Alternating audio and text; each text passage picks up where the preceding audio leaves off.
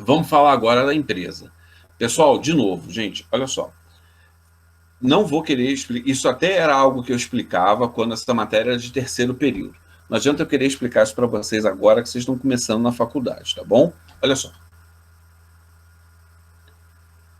A questão toda é a seguinte, gente. A palavra empresa no direito, ela tem um significado diferente do que a gente usa no restante da vida. A palavra empresa no direito tem um outro significado, tá? Que eu não vou falar dele agora. Agora a gente vai manter o uso comum, o uso corrente da palavra empresa. Né? Quando você fala uma empresa, eu trabalho numa empresa muito boa. É aquele local que você trabalha, tá? Essa empresa é melhor não comprar produto deles não, que eles não entregam. É aquele local que vende, tá? É o uso comum. Em direito empresarial, a palavra empresa tem um outro significado, tá? Mas, como hoje é aula de economia, a gente não vai falar dele, a gente vai usar a palavra empresa aqui, com muita dor no coração, de passagem minha, mas a gente vai usar a palavra empresa aqui no seu sentido mais coloquial ou como ele é utilizado na economia. Ok, pessoal? Muito bem. Do mesmo jeito que a gente viu aqueles elementos que fazem com que o consumidor escolha, aqueles elementos mais básicos, que a gente viu que são 5, né? São os elementos mais básicos que determinam que o consumidor escolha ou deixe de escolher alguma coisa, tá? Falo elementos básicos, pessoal, porque hoje em dia essa coisa do estudo do comportamento do consumidor é algo que está muito avançado. Você pode fazer mestrado e doutorado em comportamento do consumidor, tanto na área de economia, quanto na área até de administração, quanto na área de psicologia, tá? É algo que avançou muito nos últimos anos, essa coisa do estudo do comportamento do consumidor. Como o nosso curso aqui é um curso inicial, a gente não vai aprofundar tanto, mas a nossa ideia é falar os elementos básicos. Então nós vimos que o consumidor, ele decide por causa do preço. Mais caro, eu compro mais. Mais barato, eu compro menos. Beleza. Nós vimos que o consumidor decide, tendo como base a renda dele. Eu tenho uma renda, então eu posso comprar mais coisas ou menos coisas, isso depende da minha renda. Nós vimos que depende do preço dos bens relacionados. Né? Se a picanha está barata, eu compro um carvão para poder fazer churrasco. Tá? Ele decide também com base na preferência que ele tem. A gente viu que essa ideia de preferência do consumidor, ela vai englobar a coisa da qualidade, a ideia que o consumidor tem de qualidade e a ideia que o consumidor tem de necessidade. A gente viu que essa ideia de necessidade e qualidade são ideias meio complicadas, né? Porque como é que eu meço necessidade? O que é necessário? Tá? O que não é necessário? Isso é algo que às vezes é difícil. Adriano, comer é necessário. Se eu não comer, eu morro. Ok, beleza. Mas precisa ser no Outback? E alguém em casa deve estar pensando, precisa, claro que precisa. Já tem um monte de gente pensando assim, quando acabar a quarentena, a primeira coisa que eu faço é ir no Outback para poder comer lá uma costela. Pessoal, a necessidade é algo complicado, né? De medir. E qualidade até dá para medir, mas eu não sou engenheiro. Tem até 2 amigos engenheiros, que são engenheiros do Inmetro, que sabem medir qualidade. Eu não sei medir qualidade. Então a gente vai dizer a preferência do consumidor, porque quando ele escolhe alguma coisa, para ele aquilo é o necessário, e dentro das opções que ele tem, aquilo ali é o que ele entende ser o de mais qualidade, certo? Então o consumidor ele tem cinco elementos básicos: preço, renda, a preferência revelada dele, o preço dos bens relacionados e o último, que é a expectativa sobre a oferta. Se eu acho que o álcool gel vai acabar, eu vou e compro mais agora. O que a gente não deve fazer, tá, gente? É só um exemplo. Não há necessidade nenhuma de fazer corrida no supermercado e estocar rolos e rolos de papel higiênico como o pessoal estava fazendo, o que é algo razoavelmente irracional. Mas vamos lá. Tá? Não há necessidade nenhuma de se fazer isso. Mas se eu acho que vai acabar, eu compro mais agora. Se eu acho que vai sobrar, por exemplo, sei lá, ovos de Páscoa, não deve estar vendendo, né? Porque a maioria dos lugares está meio fechado. Então é provável que sobre De repente, lá na frente isso vai ter uma promoção, vai ficar mais barato. Pode ser, tá? Então, 5 elementos: preço, renda. O outro elemento é o preço dos bens relacionados, a preferência revelada ali do consumidor e a expectativa sobre a oferta. Quando a gente fala de empresa, de vendedor, de fornecedor, a gente fala só de 4 elementos, tá? Então hoje a gente vai ver esses 4 elementos. Imagina o seguinte, pessoal, isso é importante, às vezes é difícil, mas é importante. Imagina que você é dono de uma loja e você vai vender tudo, ok? Independente do que for, você vai vender tudo. Você prefere, como dono dessa loja, vender por um preço mais alto ou mais baixo? Mais alto. Muita gente deve pensar, mais baixo para vender mais. Não, você já vai vender tudo. Não pensa com a sua cabeça de consumidor, não. Ah, tá muito caro, eu não vou comprar. Não, imagina que vai vender tudo. Você prefere vender por um preço mais alto. Além disso, pessoal, preços mais altos, eles vão dar uma ideia para o empresário de que ele vai ter mais lucro. E aqui é um ponto importante, pessoal. O que move o empresário é o lucro. Ele quer ganhar dinheiro. Tá? Ele monta uma loja, ele monta um restaurante, ele monta uma carrocinha de pipoca, ele monta um food truck para ganhar dinheiro. Você nunca viu um empresário montando uma loja e falando assim, nossa, meu sonho é perder tudo, morar debaixo da ponte, virar mendigo. Isso não existe. Ele faz aquilo ali para ganhar dinheiro. Alguns vão conseguir, outros nem tanto, mas a verdade é que o objetivo é ganhar dinheiro. Se eu botei 100 ali, eu quero tirar 120. Eu quero ter 20 de lucro. O objetivo é ter lucro. Se o preço é mais alto, só um segundo, Thiago. Se o preço é mais alto, eu estou sinalizando para o empresário que provavelmente ele tenha um lucro maior. Ok? Então vamos ver o que o Thiago perguntou aqui. O aumento do álcool gel tem relação com isso? Eles aumentaram o preço para saber o que venderiam? É possível, na verdade, aí seria o nosso quarto item. Espera um pouquinho, Thiago, que eu vou chegar lá, tá? Mas tem um pouco a ver com essa ideia. Mas vamos esperar o quarto item, você vai ver que aí vai fechar o raciocínio todo. Olha só, Thiago e turma, o que acontece é o seguinte, então se eu tenho um preço mais alto, eu tenho um estímulo às pessoas entrarem naquele mercado. Então se o preço é mais alto, a tendência da oferta é ser maior. Como o álcool gel tem hoje um preço muito alto, todo mundo está querendo vender álcool gel. É claro que tem muita gente vendendo falsificação, né? Não vamos comprar álcool gel falsificado não, hein? Pelo amor de Deus. Que além de não resolver o problema lá de matar o vírus, ainda vai te dar um problema de pele. Pessoal, como o preço é alto, todo mundo quer vender álcool gel, tá? Então é importante que a gente entenda isso. Se o preço é maior, a oferta é maior, tá? Essa já é uma primeira pista, Thiago. Agora a gente pode ver mais uma coisa. Vamos seguir que a gente vai chegar um pouquinho mais lá na frente, você vai entender melhor. Segundo ponto importante, pessoal, é o custo de produção. É o custo de produção. Adriano, custo de produção? O problema não é que o cara quer lucro, não é essa a questão. Eu monto uma empresa porque eu quero ter lucro. O lucro é que é o importante. Ora, o lucro depende da minha receita, da minha venda, mas depende do meu custo. Se o meu custo é muito alto, meu lucro diminui.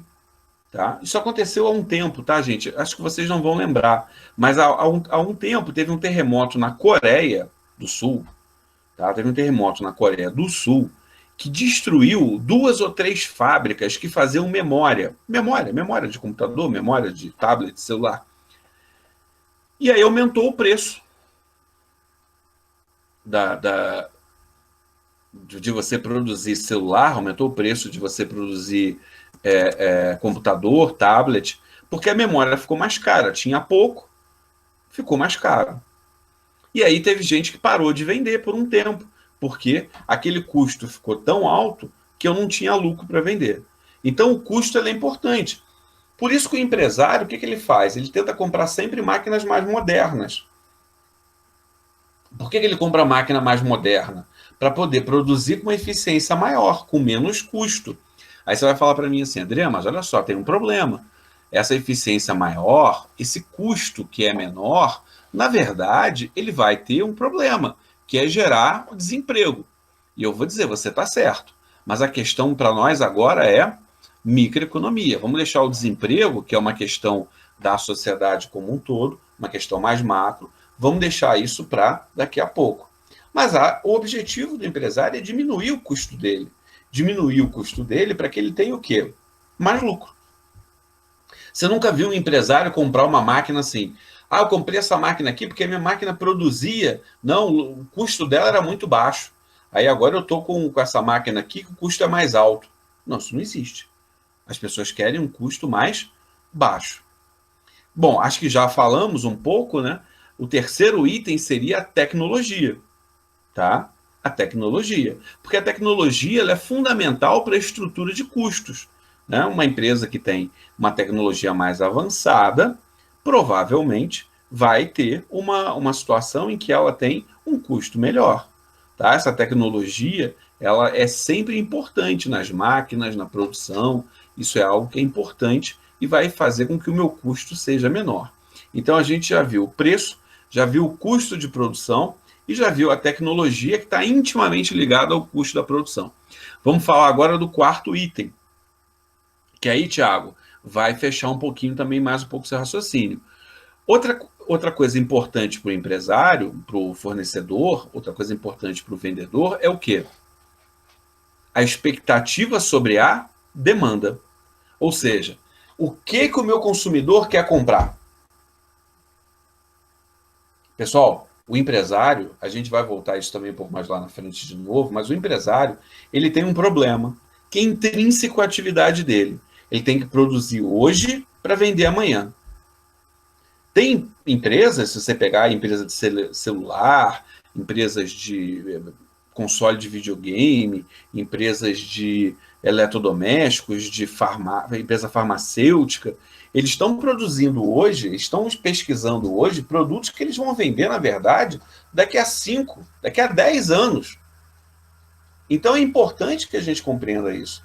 Tá? Eu produzo hoje, eu vou investir hoje, eu vou gastar o meu dinheiro hoje, para quê? Para no futuro eu vender esse produto. Então eu tenho que tentar olhar para o futuro e entender o que o meu consumidor vai querer comprar. Por exemplo, tá? A Coca-Cola. A Coca-Cola comprou o suco de Del Valle. Por quê? Alguém lá na Coca-Cola devia estar preocupado, pensando assim, no futuro as pessoas podem querer ser mais saudáveis, podem não querer mais beber refrigerante, vão querer beber suco, e aí eu vou vender menos refrigerante. Então, eu compro a fábrica de suco, que eu posso vender o suco. Essa é a ideia. A ideia de tentar adivinhar, com mais ou com menos precisão, o que as pessoas querem. E isso é algo que é importante para o empresário. E aí a gente volta àquele exemplo lá do nosso álcool gel. Por que eu botei um preço mais alto do álcool gel em alguns lugares? Porque eu sei que as pessoas querem muito aquilo. Essa é a minha expectativa. Se as pessoas querem muito aquilo, é provável que elas paguem um preço mais alto. Já vou repetir, Felipe. Já vou repetir. Deixa eu só terminar o quarto item que eu repito. Se as pessoas querem muito aquele item, é provável que elas vão pagar mais caro. Então, eu estou imaginando a expectativa sobre a demanda. Gente, vai dar certo? Ou seja, eu boto o álcool gel mais caro, será que as pessoas vão querer comprar? Ué, talvez sim, talvez não.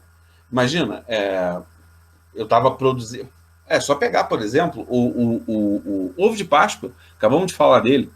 Ovo de Páscoa. As empresas de chocolate, né, Garoto, a Lacta, a Nestlé e outras tantas, fizeram vários ovos de chocolate, na expectativa de que a Páscoa seria uma Páscoa em que as pessoas iriam comprar, se presentear, aquela coisa toda. Veio o coronavírus e, infelizmente, é muito provável que isso não aconteça. As pessoas estão com medo por causa do salário, o que pode, o que não pode acontecer, e também as lojas estão fechadas e as pessoas não estão saindo de casa. Então, muito provavelmente, não vai vender. Ah, é culpa das empresas? Não, elas não tinham como adivinhar. Até porque você começa a produzir o ovo de Páscoa em agosto, às vezes. A questão é, nem sempre você vai acertar. Porque a realidade, ela tem múltiplas facetas, tá? Ou você acha que as pessoas, naquele ano de Copa do Mundo, as pessoas vão querer comprar camisa amarela com estrelinhas escrito Brasil, e aí de repente o Brasil joga mal e não empolga e as camisas não vendem. Então não tem certeza de que vai acertar. Aqueles empresários que acertam mais, normalmente têm mais sucesso. Então, repetindo aqui para o Felipe, tá? 4 itens. Quando a gente fala do nosso querido e amado fornecedor, a empresa, o empresário, o vendedor, tá? 4 itens. Primeiro, o preço é importante, o custo de produção é importante, a tecnologia é importante e, por último, pessoal, a expectativa sobre a demanda. Já vou avisar para vocês o que vai acontecer na prova, tá? Não sei como é que vai ser a prova, não sei como é que a gente vai fazer isso, se vai ser um trabalho, se vai ser prova, mas eu tenho certeza que vai ter alguém que vai errar. Na prova eu pergunto assim: fale os elementos básicos sobre a decisão do consumidor. São 5. A gente viu no início da aula, lembra? Preço, preferência do consumidor, renda, preço dos bens relacionados e expectativa sobre a oferta. São 5. Aí eu pergunto: quais são os itens básicos da preferência do consumidor? E o cara bota da oferta. 0. Ou o contrário, eu pergunto assim: quais são os itens básicos, né, que determinam a oferta? Aí são 4. O preço, o custo, a tecnologia e a expectativa sobre a demanda. E aí o cara bota os 5 do consumidor. Pessoal, não pode confundir isso na prova. Eu falo isso todo semestre e eu pergunto isso todo semestre. E todo semestre tem alguém que responde o contrário, tá? Oferta, empresa, fornecedor. 4. Demanda, consumidor, comprador. Carol, pode repetir o da oferta, por favor? Gente, a oferta são 4. São 4.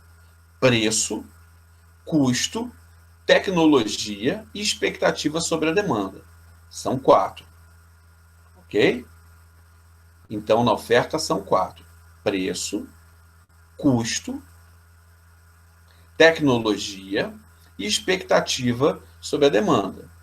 E o Felipe está pedindo para repetir os do consumidor. Gente, se vocês estão anotando isso, é porque vocês são muito xerox maníacos, tá? Está igualzinho no nosso material.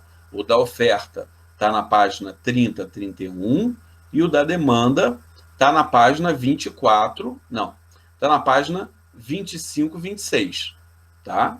Mas vamos lá, eu repito, não tem problema nenhum. Com relação à demanda, são 5. Preço, preferência do consumidor,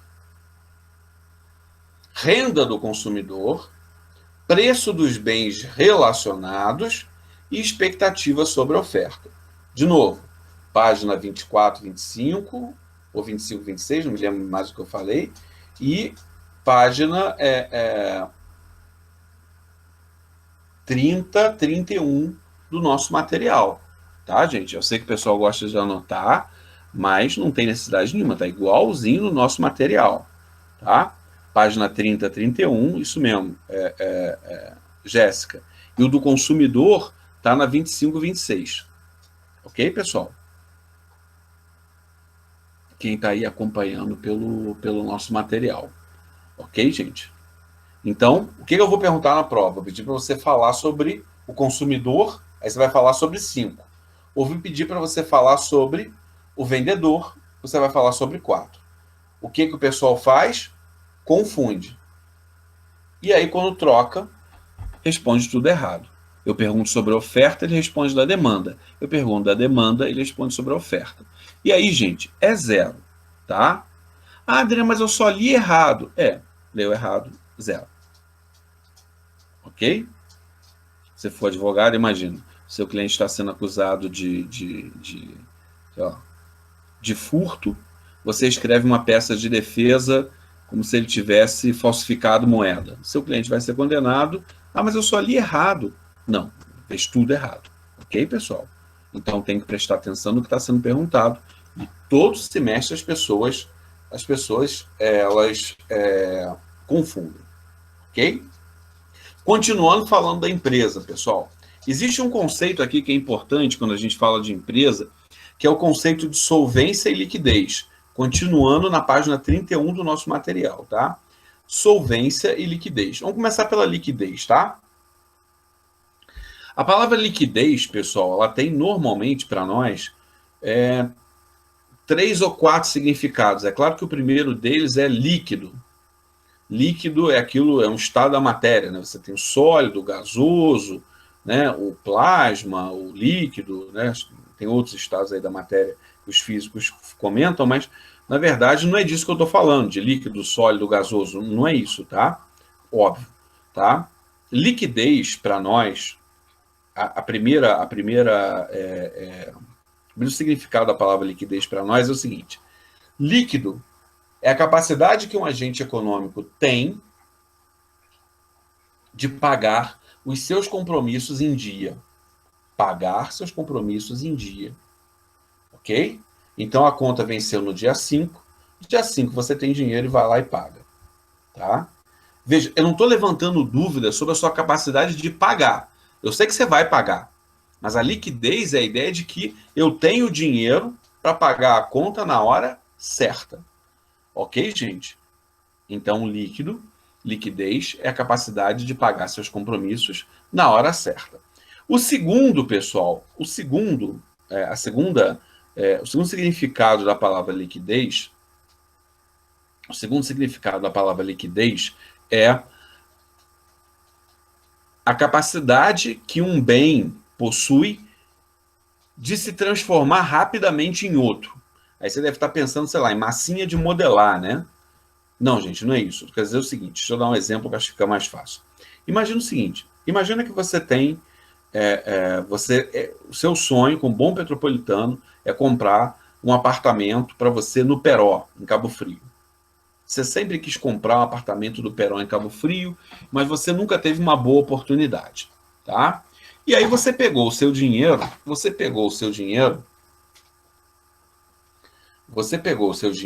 e comprou um apartamento para você alugar, aqui em Petrópolis mesmo, e o resto do dinheiro que você tinha, você botou ali e comprou umas ações, ok?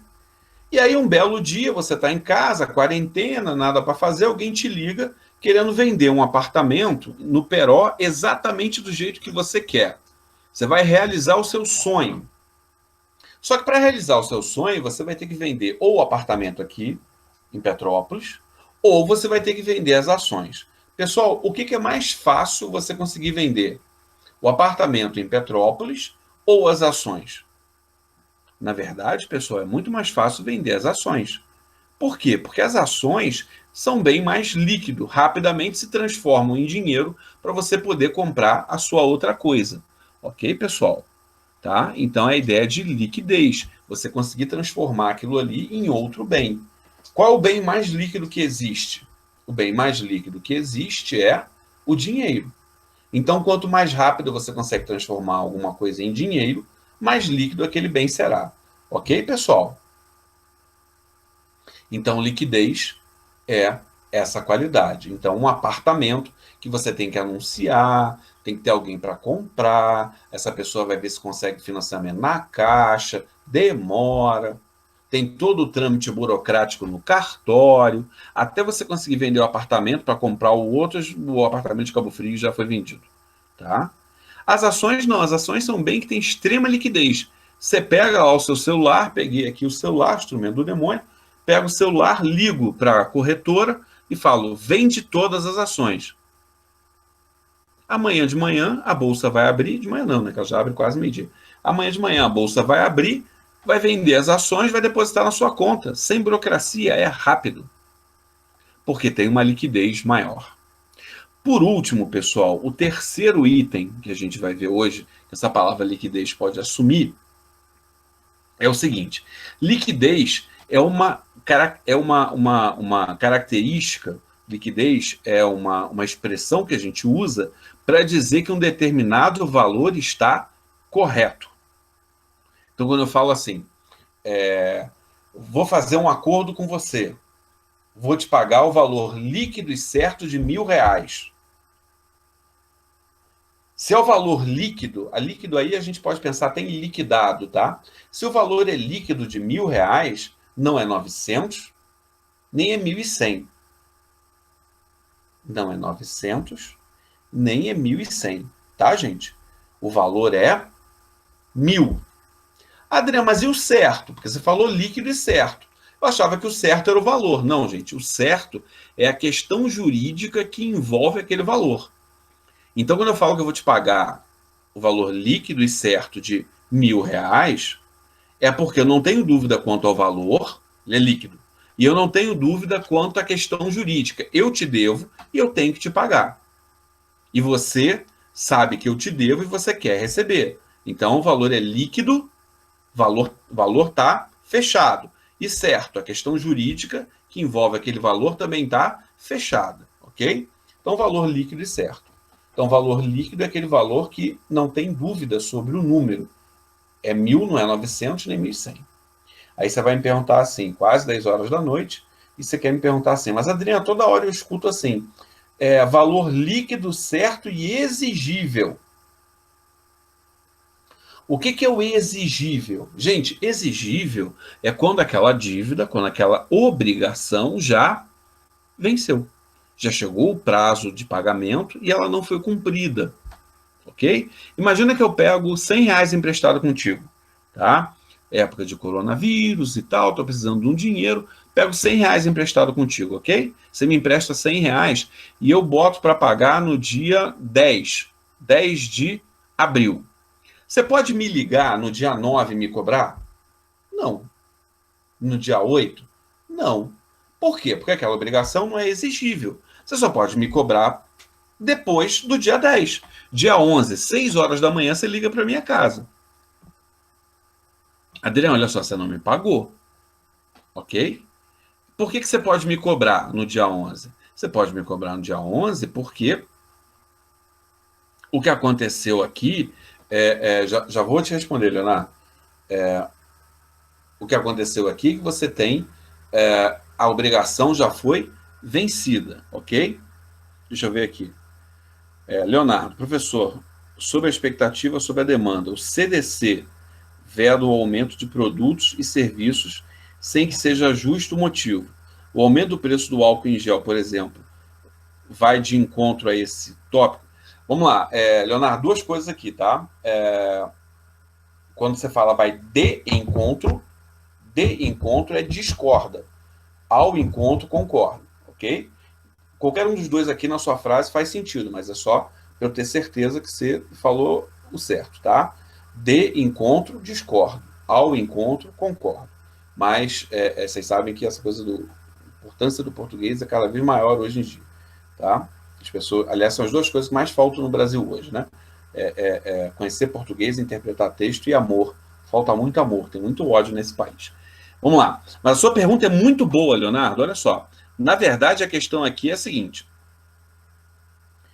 A gente chegou à conclusão que o ofertante, a empresa, o fornecedor, ele é mais poderoso. Em compensação, o consumidor ele é mais fraco. Até aqui eu acho que a gente parte, né, de uma ideia comum. Ok? Uma ideia comum. Beleza? Acho que não tem muita dúvida. A questão é, isso, em tese, não é o problema. Isso é inerente à relação de consumo. Na relação de consumo, você tem o mais poderoso ou o menos poderoso. O problema é quando você abusa. A gente vai ver na próxima aula, a gente vai falar um pouco sobre a questão da lei da oferta e da procura. Estou chegando para o lado aqui que o meu cachorro está querendo subir no meu colo. Ele não está entendendo. Aliás, meus 3 cachorros não estão entendendo nada. Estão os 3 deitados aqui, um na minha frente, um de um lado, o outro do outro. Os 3 deitados olhando para a minha cara, pensando, esse cara endoideceu de vez, está olhando para o computador e falando desde 7 horas da noite. Mas vamos lá. Pessoal, não há problema o dono do Extra, do supermercado Extra, ser tão rico e poderoso e, de repente, uma pessoa que vai lá comprar não ter esse poder todo. Isso não é problema. O problema é quando você abusa. E aí, qual é a questão? Eu tenho o aumento do preço do álcool gel. eu preciso determinar o seguinte: isso é abuso? Se for abuso, isso pode ser até crime, tá? Contra as relações de consumo. É mais até do que uma infração administrativa e vira um crime, tá? Mas pode ser uma infração administrativa contra o Código de Defesa do Consumidor. O problema todo é você averiguar isso. Você vai ter que verificar por quanto esse cara comprou. Ele comprou ele comprou da fábrica pelo mesmo preço do que ele comprava anteriormente, o supermercado, a farmácia. Essas coisas têm que ser averiguadas. E se tiver uma pressão muito grande, muita gente querendo comprar, a lei da oferta e da procura, aí o preço acaba subindo. Então a questão toda, Leonardo, aqui é algo importante, tá? A questão toda, Leonardo, é algo aqui que é muito importante, tá? Você lá no futuro vai ser juiz, vai ser promotor, vai ser advogado de uma grande empresa dessa. E se você for, por exemplo, promotor, o problema é provar o abuso. E isso às vezes é complicado de se fazer, tá? É provar que não é uma questão de lei da oferta e da procura, provar que é uma questão de que encareceu porque os insumos estão em falta, então ficou mais caro para a fábrica repassou esse custo para mim, que sou a farmácia, eu sou o supermercado. O que a gente precisa verificar é isso, tá? Então, por exemplo, se o mercado comprava a 2, vendia a R$ 4. Agora, por causa da coisa de coronavírus, está comprando a 2 e está vendendo a 20. Opa, peraí. Aí eu acho que pode ter abuso. Tá? Agora, ele comprava a 2, vendia a 4. Agora ele está comprando a 10 e está vendendo a 12. Continua ganhando 2 a farmácia. Aí eu acho que não tem abuso. Aí tem que verificar se o abuso é da fábrica. Mas você tem razão. O que acontece aqui é que o aumento de álcool em gel pode ser, na verdade, um abuso dessa relação. Tem a assimetria de poder, um lado tem uma facilidade maior de abusar do outro. O fornecedor tem uma facilidade maior de abusar do consumidor. E aí você pode ter esse problema. Então você está coberto de razão. O problema jurídico, quando a gente começa a pensar a questão jurídica, é como é que eu vou provar isso. Eu sou o promotor e eu quero provar isso para poder enquadrar, multar, prender, seja lá o que for. Como é que a gente prova isso é que é o problema, tá? Isso é, às vezes, um pouco complicado de provar na prática, mas pode sim. É claro que tem casos que é escancarado, né? O troço num dia custava 2 e no mesmo produto você vai custa 200. Aí tudo bem, aí é mais fácil. Tem outros casos que são mais complicados, mas é exatamente isso. Agora, o fato de você ter a proibição no Código de Defesa do Consumidor desse abuso, desse maior poder do vendedor, não significa que a lei da oferta e da procura tenha sido cancelada. Então, produtos que têm uma procura muito grande, o preço vai subir mesmo. É claro que a gente espera, por uma questão ética, por uma questão de humanidade, que em situações como a que a gente está vivendo agora, de uma pandemia, que as pessoas ajam da melhor forma possível, até para poder preservar seus semelhantes. Embora que a gente sabe que talvez isso não aconteça muito. E abusos acontecem. E acontecem também do consumidor, tá? Aquele consumidor que vai lá e compra 400 pacotes de papel higiênico. O coronavírus nem dá problema de dor de barriga, mas o cara compra lá 400, porque fica com medo de acabar. Ele compra papel higiênico para 3, 4 anos.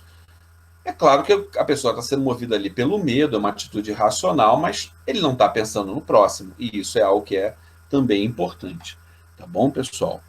A Jéssica e o Felipe estão falando em ações. Ações. O que vocês querem dizer com isso? Jéssica e Felipe. Ações.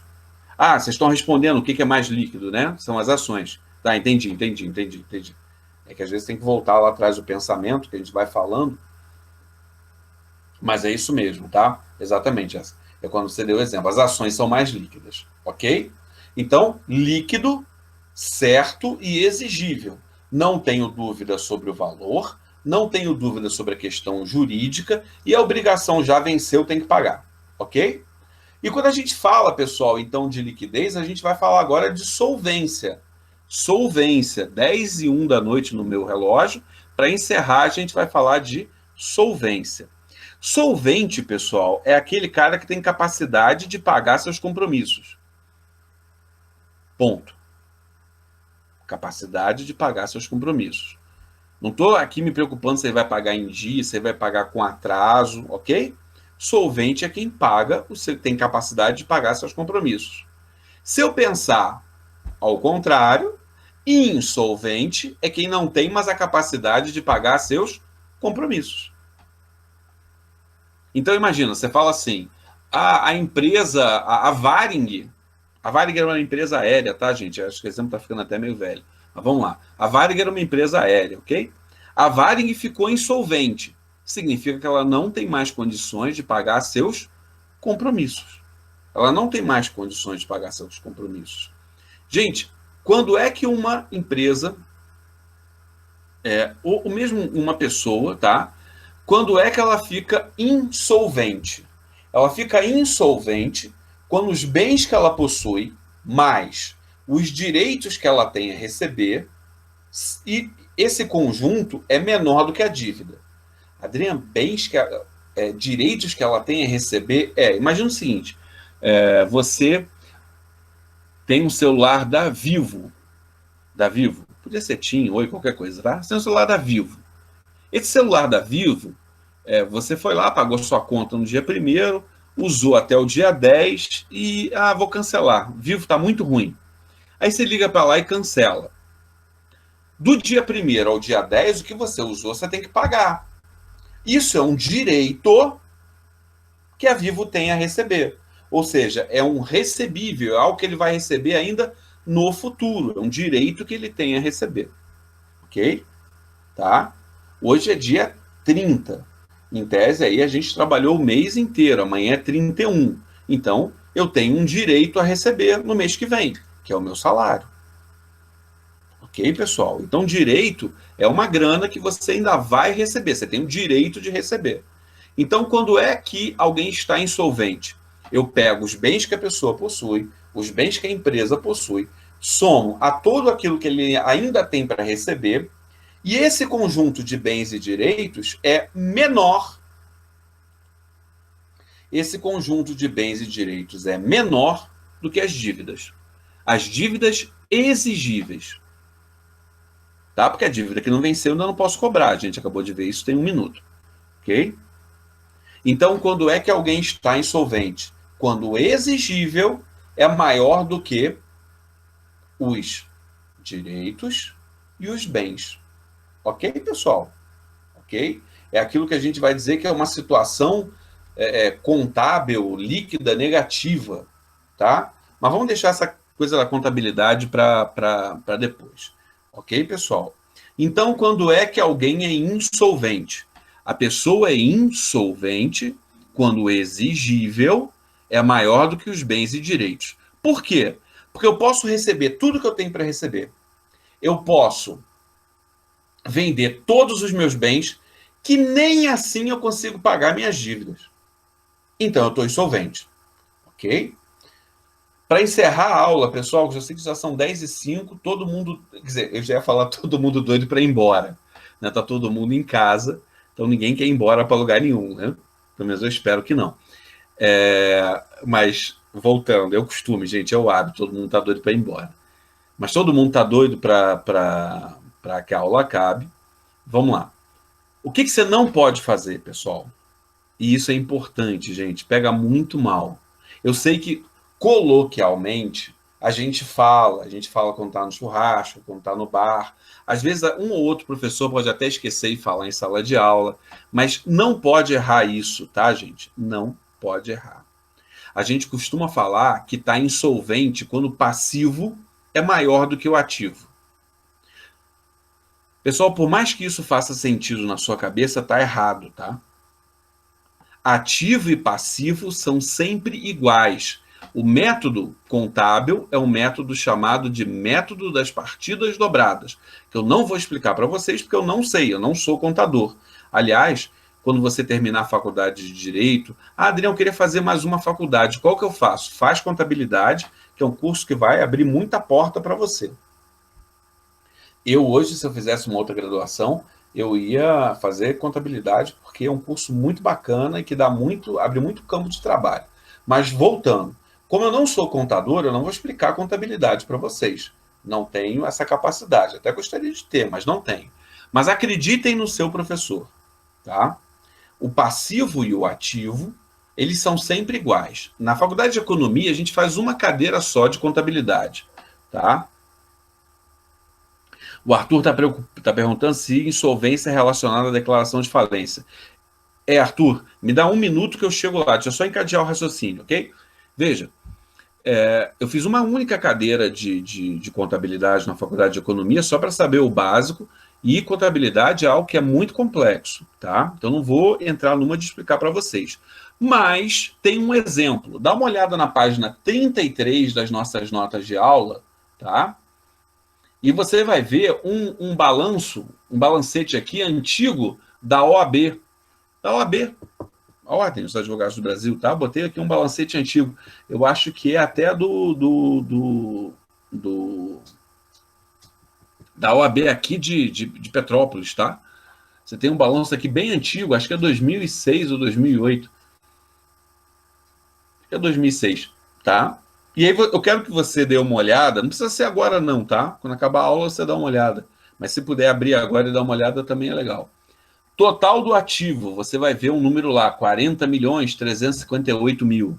E aí você vai ver total do passivo, 40 milhões 358 mil. Ativo e passivo são sempre iguais. Ora, gente, não precisa ter feito faculdade de economia, não precisa gostar de matemática, não precisa nada disso. Se eu pegar dois números iguais e subtrair um do outro, dá sempre zero. Então, ativo e passivo, quando eu subtraio um do outro, é zero, tá? Então não existe isso. A empresa está insolvente porque o passivo é maior do que o ativo. Isso não existe, tá? Isso pega mal a gente falar. A gente não pode cometer esse erro. Quando é que uma empresa está insolvente? Quando o exigível é maior que os bens e os direitos daquela empresa. Ok, pessoal? Então não vamos cometer esse erro, pega muito mal. E aí vem a pergunta muito boa do Arthur, para a gente encerrar. Adriano, a insolvência tem a ver com a declaração de falência? Tem. Normalmente, o que vai acontecer? Se uma empresa não é insolvente, ela não precisa falir. Gente, aqui falar uma coisa que é muito importante para vocês, tá? Insolvência é uma questão contábil. A minha dívida é maior do que meus bens e direitos. Isso é uma questão de contabilidade. Você pergunta para o contador, ele te mostra os números todos e você não tem dúvida. Ok? A falência é um processo judicial. Então, quando é que uma empresa está falida? Quando o juiz decreta. André, mas ela tem que estar insolvente para falir? É provável que sim. Vocês, no futuro, vão ser juízes, alguns de vocês vão atuar em varas empresariais e vão decretar falências. Dificilmente você vai decretar falência de uma empresa que não está insolvente, que ela tem condições de pagar as suas dívidas. Então, é uma pré-condição para que o juiz decrete a falência que você tenha insolvência. Ok, concordo com você. Mas o que acaba acontecendo é que insolvência é uma coisa contábil, falência é uma coisa jurídica, são mundos diferentes. Então, a insolvência é uma questão contábil. A falência é algo que está dentro do universo jurídico.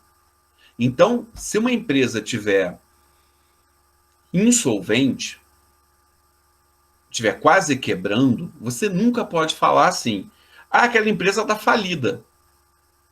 Porque a falência só acontece quando, pessoal? Quando o juiz decreta a falência.